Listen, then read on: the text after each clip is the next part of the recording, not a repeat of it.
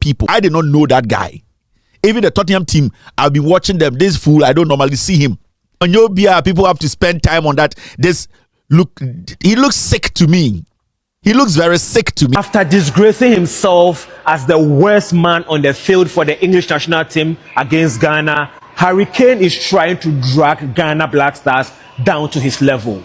He described Ghana as one of these type of nations. Which type of nation? Yes, me, or this interview comes off as very condescending and disrespectful, because what do you mean when you play these kinds of nations that are there to draw and get fouls? If we were there to draw, it's made England felt like they are nothing. You know, they look down on Ghana Black Stars. They feel like, oh, these people are just a stone to crack or a nut to crack. But Ghana did not give them that space. Welcome back again to the channel Kings and Queens. So guys, something happened yesterday during the football match between Ghana and England. After the match, some people were feeling like the mini god. They couldn't take the heat because Ghana Black Stars gave them a tough time. And see, our own Kevin Taylor blasted this guy, Djed Spence and Harry Kane. These two people are beefing on Ghana. They don't like Ghana anymore because Ghana bruised their egos. Ghana defeated England. Ghana gave England tough time. So for that reason, anything that has to do with Ghana, they don't want to hear it. They want to belittle the efforts of Ghana. You guys need to watch this video with me. And you could attest that these people, they were really pained. Like pained. To the point that Djed Spence refused to have a handshake with Thomas Partey after the football match. And that is the most dumbest thing ever a footballer would do to his fellow footballer. That is the worst thing, like the dumbest thing I've ever seen on planet Earth, on the space of football, in the history of football, that people refuse to shake their opponent after a football match. But this is pain. Is that you? This is actually pain. But all the same, guys, let's take a look at some of the videos. Then I'll be right back. Don't forget to hit the like button, share this video, and please subscribe to the channel to join the family. Let's take a look at the videos. Then I'll be right back. People, I did not know that guy. Even the Tottenham team, I've been watching them. This fool, I don't normally see him. On your beer, people have to spend time on that. He looks sick to me. He looks very sick to me, very confused. And it's always the black man against the black man. It is always the foolish black man against a black man. It is always the stupid black man who wants to please the white man who does that stupid thing. The white who on that pitch yesterday was guilty of a crime. Nobody. So what was that? That is stupidity to the highest level of an African, pretending to be intelligent than himself. So that thing you did, I won't shake Partey. What did it bring to you? Does it make you better? You look like a rapist yourself. Does it make you even better? If people start to enter your closet, you standing there like a neem tree, do you think you survive it? These are dirty people. And these are people who prejudge people. They are judgmental. Nobody is saying that this happened or did not happen. It's up to the court. It's up to the court to decide. So as far as we speak today, as far as we are playing the soccer in America, nobody can say Partey is guilty of any fucking crime. So what were you trying to prove there? Such a filthy individual. Very dirty guy. His mother is from Kenya. A dirty nigger like that. Spencer. You are a very cheap, dirty nigger. The white people see you and they'll spit on you. Do you think the white guys you are in the same dressing room with, when you walk out, when you take a shower, they use the same shower? They see you as a dirty, filthy thing. They don't regard you. They smell you from far and they make faces behind you. You are just fortunate to be a nigger who is part of these whites to play for their country. If you give them the opportunity to select somebody to join them to play, they will not pick a nigger Spencer. No, they will never pick you because you are not one of them. The foolishness of a stupid African. Your mom is from Kenya. And you're acting as if you were shit. The queen shit you for them to clean you up to turn into a British-born idiot. Spencer is a fool. So nobody even knows you. If we don't know you, nobody knows you. Nobody knows you. None of the people came to 99% of the people on the page. Even the British themselves, lots and lots of them did not even know you. So don't think you are somebody anyone cares about. Nobody gives a shit about you, my friend.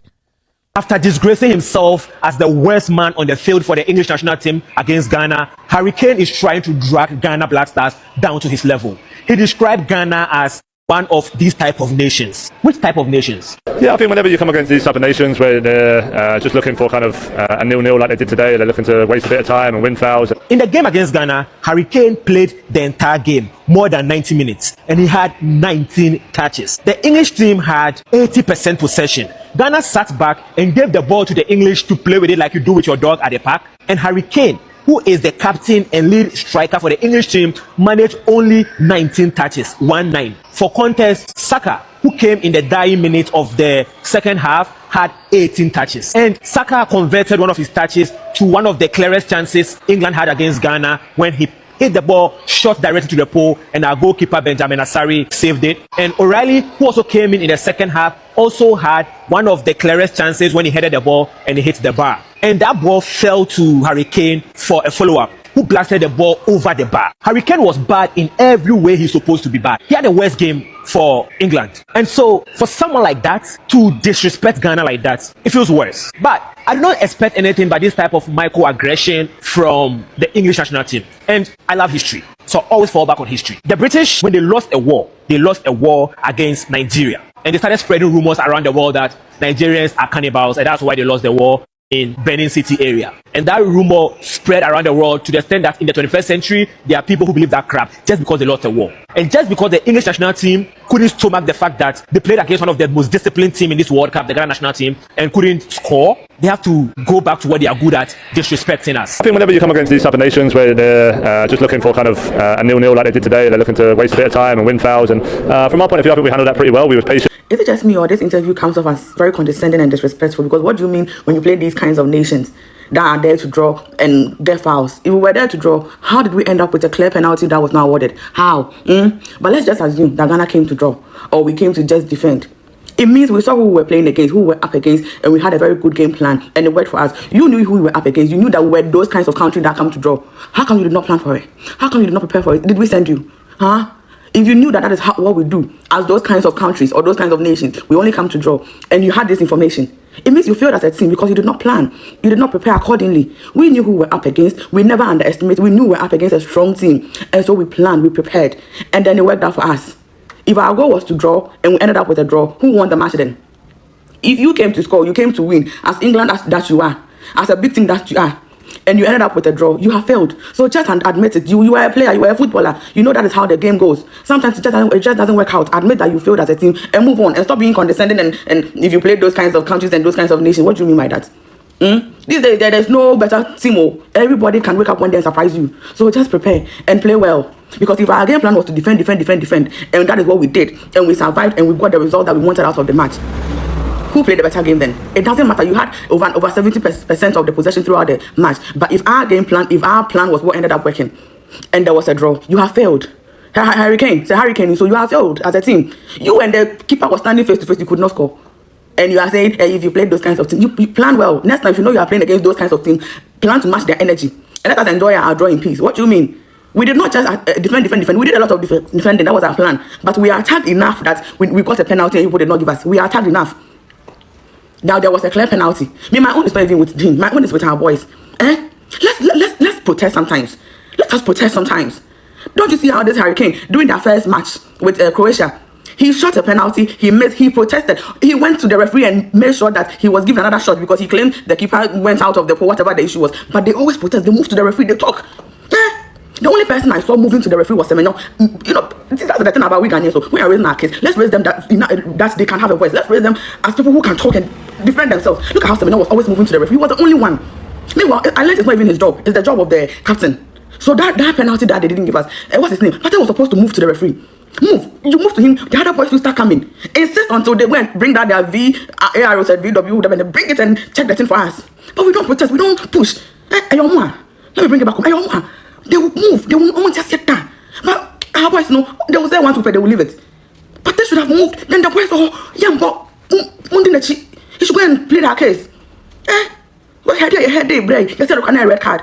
You people should talk. Before they will not give us our penalty, somebody will come and say, when you play against those kind of nations, those kind of nations draw with you. What are you going to do? What are you going to do? Next time when you know you are playing against us, prepare and come well. Ask that guy, who is he?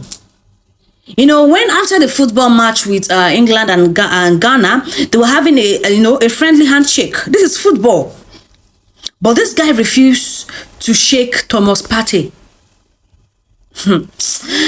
He refused to shake Thomas Partey. You all know that Thomas Partey has some, issues going on in courts, and of which the court has not ruled that Thomas Partey is actually guilty of this crime that he's been accused of. So for that reason, Djed Spencer, or whatever his name is, Djed Spence felt that, oh, I'm not gonna shake Thomas Partey. Now he has gone and locked his comment section because Ghanaians flooded there. They gave him woto woto. Who is Djed Spence to Thomas Partey? Who is Djed Spence to Thomas Partey? That he refused to shake Thomas Partey. Who is he?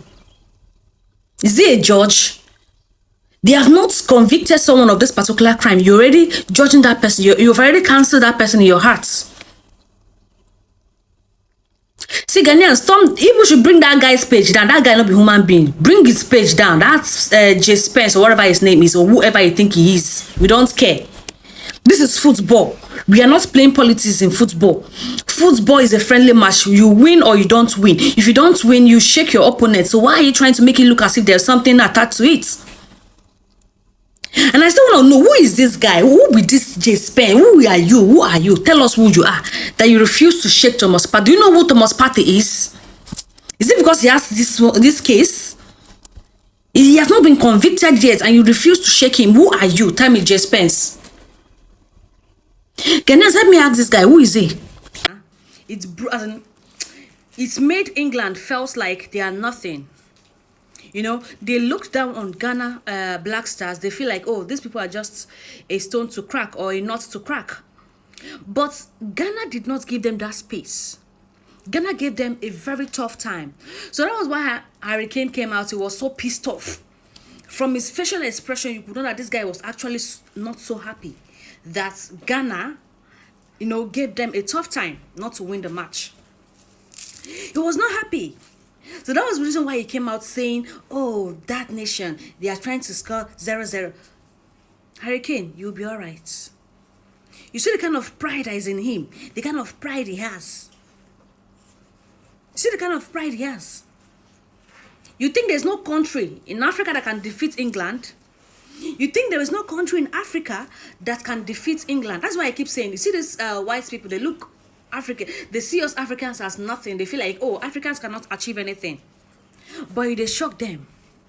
They are always so surprised that when some Africans do things, they get surprised. You see this match between Ghana and England? They didn't see it coming. They didn't see it coming. So you can see from the videos, you see how the England players were not actually happy that they didn't win the match. According to them, they felt like they are the mini god. They can win the Black Stars of Ghana. They belittled the efforts of Ghana. They made Ghana felt like little. According to them, they felt, oh, we can defeat this, these people. But unknown to them, grace past grace. Grace past grace. When God is with you, is with you. When God is standing on your matter, nothing shaking, nothing they happen, nothing they shake. So the egos of England has been bruised. They are pained right now. They are beginning to run out of skater, looking for a way to make Ghana feel like they didn't do anything. They didn't do anything, but everybody, the media house in England confirmed that Ghana really gave these people tough time. Ghana didn't give them like space, no breathing space. The defense was tight everywhere, choke.